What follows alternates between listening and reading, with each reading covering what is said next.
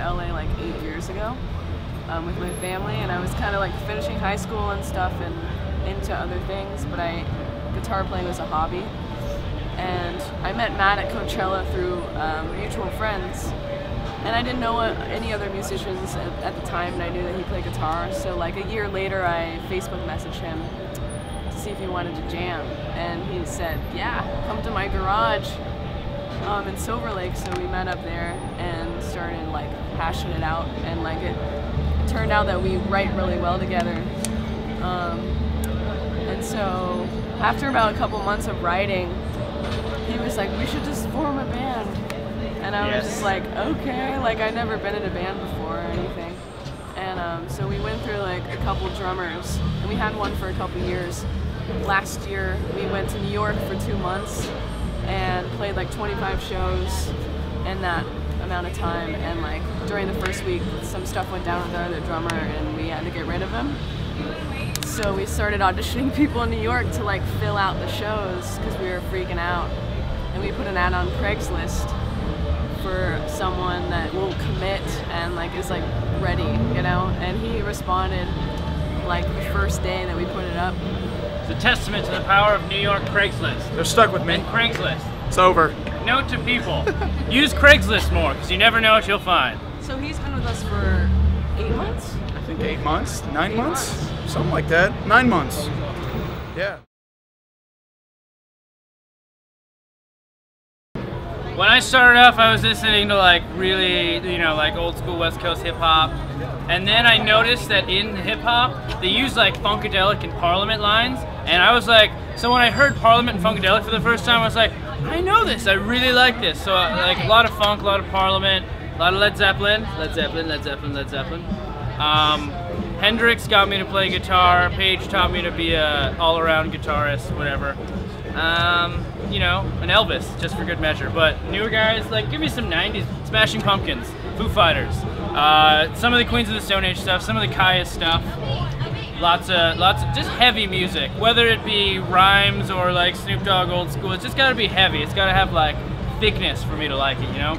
That's where the groove comes in, man. We're into like all the classics, you know, Zeppelin, Hendrix, Beatles, Janis, all those people, and then like old soul music for me, like singing wise, like Etta James and Otis Redding and like all those soul people, and then you know some jazz stuff too, like Billie Holiday, Nina Simone, and then 90s stuff like he said, 9 Inch Nails, Jeff Buckley.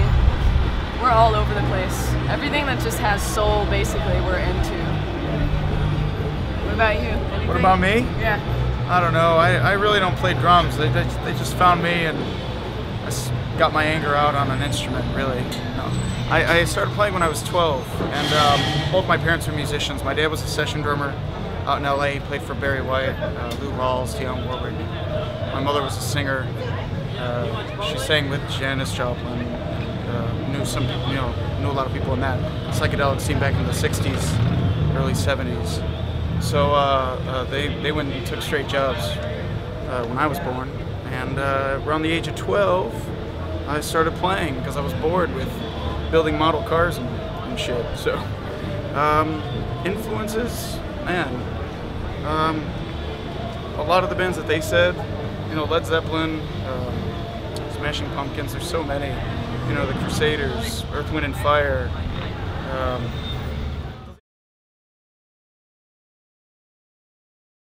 I think it's important for bands to build up worth unto themselves before they sign themselves to a label. Like, for example,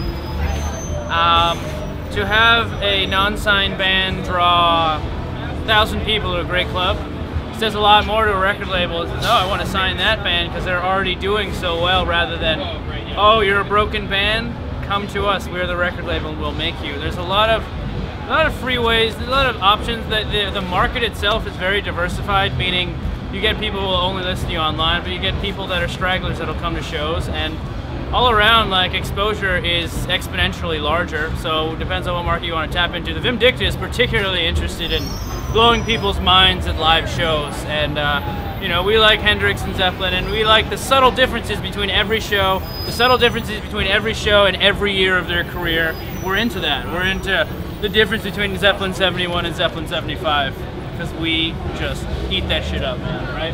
That's right. Yeah, I mean, we're not necessarily like looking for a label, because I mean, nowadays, like you said, labels aren't really necessary, because people really aren't buying records.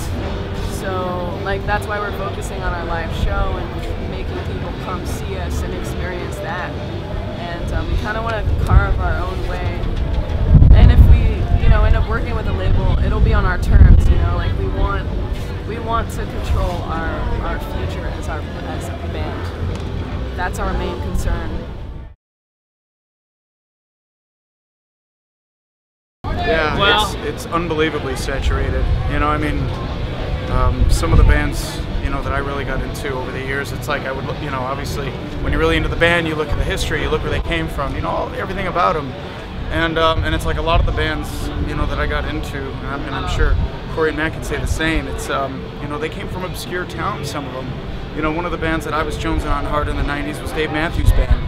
They did not come from one of the major music cities. They came out, you know, from the sticks, you know, so it's like, you know, it definitely is hard to like make yourself stand out because you have 1,000 bands in an area and it's so oversaturated, you know, but I believe wholeheartedly that, you know, the cream rises to the top. And I'm not gonna sit here and be arrogant enough to be like, yeah, we're the cream, but it's like, you know, it's like I do believe that, and we're taking our best shot at it, and it seems to be working. So can't knock what's working, even though it's in a tough city like LA. We're making headway, and you know, more people are coming out to shows. More people that aren't friends, that aren't family, that hear the buzz, and they keep coming out. They buy the tickets, they buy the T-shirts, which are pretty damn snazzy, I might add, and they buy our wonderful CDs, and they become friends. You know, because it is growing a little by little. So even in a city like LA, New York, Nashville, Austin. Austin would be a good, it's like South by Southwest right now would be a great example of how saturated. It would be in basically any, like New York. We were in New York for a few months and it was kind of like this as well. It's a little more compact because it's literally more compact there. Yeah, we almost couldn't make it. Oh yeah. Because of gas money and... Gas money, van trouble. Yeah. Blowing up the engine. Yeah. That almost happened once or twice. Yeah, we just got done with a run up to San Francisco and we almost blew the motor. I was like, well, those 6 shows that we have in South by aren't happening now. Looks like we're hitchhiking. No, I'm kidding. You know, they say if it's perfect, it's not rock and roll.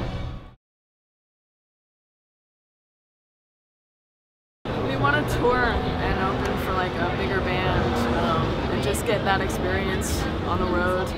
Get more people in front of us to see us, you know, exposure,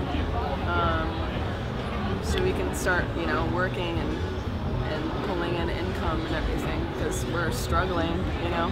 We're just working hard and trying to make it, so yeah, touring Trying to get in and front of as many recording faces as possible. We'll probably record another EP later. Before the year's over. We're like submitting for tours and stuff. Like we have a booking agent that's trying to get us on that sort of circuit. And then like once we raise enough money, we'll probably record again. So that's like the plan. We're trying to do that. But there's no guarantees, you know. Everything is very up in the air.